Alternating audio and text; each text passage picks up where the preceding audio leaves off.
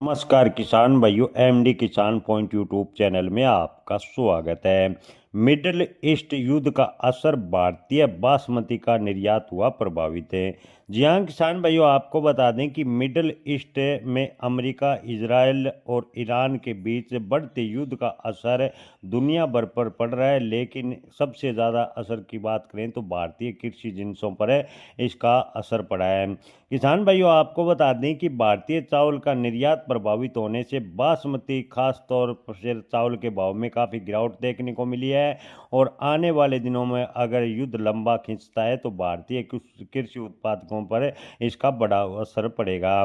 किसान भाइयों, आपको बता दें कि युद्ध के कारण समुद्री रास्ते बंद है, बंदरगाहों पर रुकावट है, लॉजिस्टिक संकट पैदा हो गया है, जिसका सीधा असर है धान किसानों पर पड़ा है। सामान्य विदेश से पर भेजने वाला धान फिलहाल जो है वो रुक गया। और धान के भाव की बात करें तो इन दिनों थोड़ी गिरावट भी देखने को मिली है।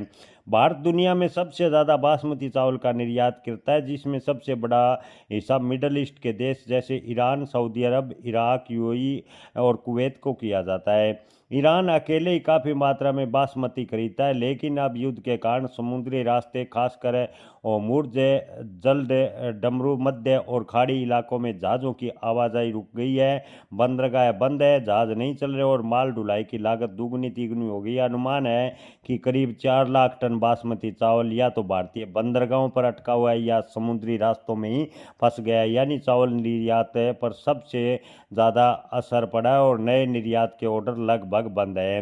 किसान भाइयों, निर्यात रुकने के कारण भारत के घरेलू बाजार में बासमती की आपूर्ति रुकी है, जिससे कीमतों की बात करें तो गिरावट लगातार देखने को मिली है। रिपोर्ट के मुताबिक हाल ही के दिनों में बासमती चावल की कीमतों में लगभग 5 से 6% तक की गिरावट देखने को मिली है।